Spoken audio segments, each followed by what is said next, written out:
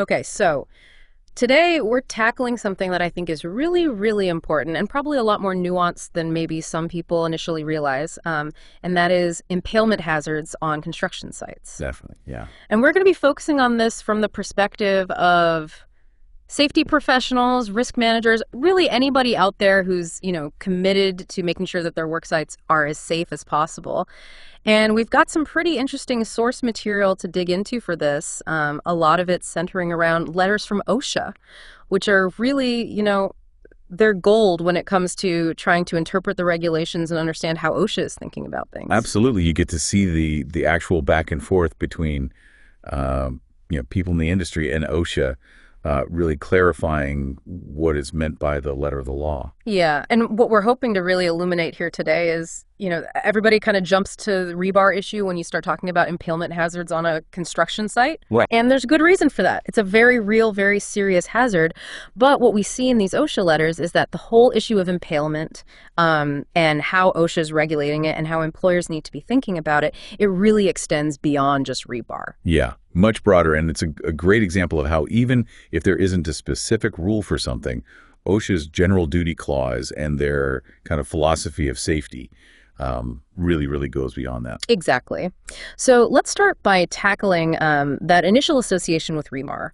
We've got a really interesting letter here from 1999, and this was in response to an inquiry from, of all people, the National Lightning Protection Corporation. And the question they posed to OSHA was really straightforward. They said, does the OSHA standard that's specific to rebar, so that's 1926.701B, does that same standard apply to lightning rods as well? Which on the surface, when you think about it, they're both pointy metal objects sticking up. Right, yeah. Makes sense that they would ask that. You could totally see the logic there. Sure. So what was OSHA's response to that question? So, OSHA was actually pretty definitive in this case. They said 1926.70 MB only applies to reinforcing steel. So while a lightning rod obviously is a potential hazard, it doesn't fall under that specific standard. Okay, so let's break down, for people listening who are, on the front lines trying to keep their site safe, what does that standard, the rebar standard, actually say? What does it require? Yeah, so the standard itself is, it's straightforward but important. It says that all protruding reinforcing steel onto which employees could fall shall be guarded to eliminate the hazard of impalement. Okay, so basically if you've got rebar sticking up and there's any chance a worker could fall into that rebar, it needs to be protected in some way. Exactly, yeah. And I guess this is where some of the caps and those kinds of things that we see on rebar come into play? Yeah, exactly. That's where the rebar caps, often called mushrooms, or the troughs that go over them, those all satisfy the standard. Okay, so going back to this letter from the National Lightning Protection Corporation, they also made reference to a different memorandum from OSHA, and this one was from May of '97. And they specifically called out a phrase that was used in that memo, other sharp protrusions. Right. So it sounds like what they were trying to figure out was, is OSHA using this phrase, other sharp protrusions, to basically expand the rebar standard to encompass all kinds of other things? Yeah. I think they were trying to figure out how far does this go. Right. Are we just talking about rebar, or are we talking about anything pointy that you could potentially fall on? Yeah. So how did OSHA address that in their response? Yeah, so OSHA acknowledges that they use that phrase, other sharp protrusions, but they go on to say that they were really just using that to say, hey, listen, this is a recognized hazard, the hazard of impalement, but they very clearly say that that specific standard, the rebar standard, only applies to rebar. Okay. So it's not meant to cover, the lightning rod or anything like that. Okay, so that's a really important distinction. So the rebar standard has a very narrow and specific focus, but that certainly doesn't mean that, employers can just kind of throw up their hands and say, well, as long as we've got the rebar covered, we're good. Oh, absolutely not. Yeah. Right. So we got to look at the bigger picture here, right? Yeah. So what are some of the other ways that OSHA addresses impalement hazards, going beyond just that specific rebar standard? What other regulations come into play here? Well, one that's, it may seem pretty obvious, but often overlooked, is 1926.25A, and that's the housekeeping standard. Okay. So this one actually does specifically address impalement hazards, but it's talking about things like form and scrap lumber with protruding nails. Right. So all that stuff, it says very clearly needs to be kept cleared from work areas, passageways, stairs, all that. And I think anybody who's spent any time on a construction site has probably encountered that hazard. Oh, absolutely. Right. Just kind of, wood lying around with nails sticking out. It seems so simple, but obviously you step on the wrong thing. Yep. And you could have very serious injury. Yep, a huge problem. And so, so the housekeeping standard, this is where it comes in. It's not just about looking good. This is actually, a big part of preventing those types of impalement injuries. Okay. So what about hazards that are not necessarily, what we would think of as debris? So things like, we already talked about lightning rods, but what about things like steel stakes that might be used for surveying or, marking out different areas? Sure. Or even just, lengths of metal conduit that are lying around? Yep. Do those fall under that same housekeeping standard? Not necessarily under housekeeping, but this is really where the general duty clause, and that's Section 5A1 of the Occupational Safety and Health Act, that's where this comes into play. And so this is often called the catch-all provision because there's not always a specific rule, for steel stakes or metal conduit. But OSHA is basically saying, hey, listen, employers have a responsibility to provide a workplace free from recognized hazards. So even if there's not a rule that specifically addresses, impalement by a metal conduit, if the employer knows that that's a hazard on their site, right, they're still responsible for protecting their workers from it. Exactly. And so in these letters, they actually specifically say that they consider impalement by these other objects, lightning rods, steel stakes, metal conduit, as a recognized hazard under the general duty clause. Okay. So they're really saying, listen, we can't list every single thing that could potentially hurt you, but as an employer, if you see that, a steel stake sticking up is dangerous and you can easily, put a cap on it or lay it down, then you need to do that. Gotcha.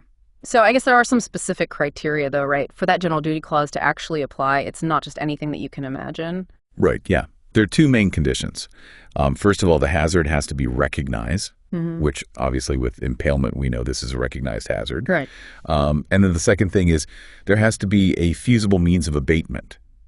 So there has to be something the employer can actually do to protect their workers. Okay, so going back to our steel stake example, if the employer knows that, they routinely have these steel stakes sticking up and people are working around them and they could easily just, pull them out of the ground when they're done or throw a cap on them, then they're obligated to do that under the general duty clause. Exactly. Yeah. They can't just say, sorry, guys, watch out. Right. There has to be, something that they're actually doing to protect people. Okay. So we've talked a lot about, kind of the OSHA side of this, the regulations, how they're interpreting things. But let's talk about the employers themselves. What's their role in all of this? Obviously, it sounds like they have a pretty big responsibility here. Yeah, absolutely. I mean, the big takeaway that you see throughout all these letters is the emphasis on employer responsibility. They're the ones who have to identify the hazards, and they're the ones who have to come up with ways to protect their workers.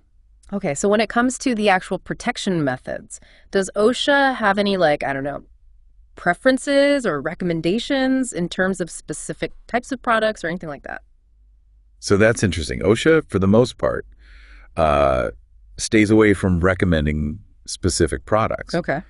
And they do this because they recognize that job sites are so different and, one thing might work in one place but not another. And there's always the potential for a product to be misused or modified in the field. So they kind of stay away from saying, use this thing. So they're not going to give you a list of, rebar cap manufacturers that they endorse or anything like that. Right, exactly. Gotcha. But they do provide some guidance, right? How do employers know if the things they're choosing to protect their workers are good enough? Yeah.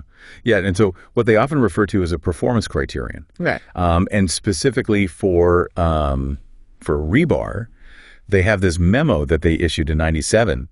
And it says that, for impalement protection on rebar, the device should be able to withstand a static load of 250 pounds, and it should also be able to withstand a 250-pound weight being dropped from 10 feet. Okay. So basically saying it needs to be able to take a hit. Right. It can't just break if somebody falls on it. Okay.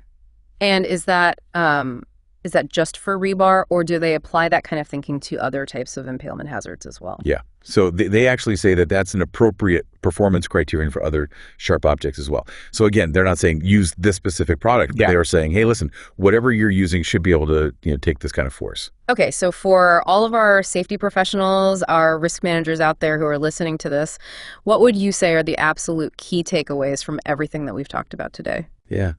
I think number one is, while we have that specific standard for rebar, the overall responsibility for preventing impalement injuries goes way beyond just that. Right. The second thing is that good housekeeping, it seems basic, but it's so important. It really can prevent a lot of these injuries. Yeah, absolutely. And then, lastly is that general duty clause. Okay. We can't emphasize this enough. For anything that's not specifically covered by another standard, you still have to recognize the hazard and do something about it. So being proactive, being vigilant, not just kind of waiting for something to happen, but really looking around your job site and thinking, okay, what are all the things, beyond the obvious that could potentially cause an impalement injury? Exactly. Yeah. It's really about being, proactive in your safety mindset, and that's what's going to protect people. Okay, so just to kind of sum up everything we've talked about today, we've clarified that specific rebar standard is pretty narrow in focus. Good housekeeping, fundamental, can't skip over it. That's a huge part of preventing impalement injuries. Yes. And then, of course, that general duty clause is there to kind of fill in the gaps. Exactly. And at the end of the day, it's the employer's responsibility to make sure all of this is happening. Right. And to really, use those principles to create a safe work environment. Yeah. Well, this has been a really, really great discussion. I mean, I think it's something that on the surface might seem kind of basic, but as we've seen, there's a lot more to it than meets the eye. So for everyone listening out there, it really just reinforces how important it is to, stay informed, stay vigilant, keep thinking ahead. And just a big thanks to you for helping us break all of this down. Well, thank you. And, I think as a final takeaway for the listeners out there, think about this.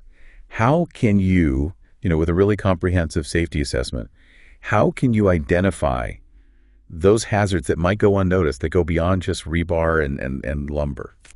What are some innovative solutions that are out there, or even what needs to be developed? Yeah. How can we get better at this? Because that's what's going to keep people safe. Yeah, absolutely. Well, thanks again. And for everyone listening, thanks for joining us for this deep dive, and we'll see you next time.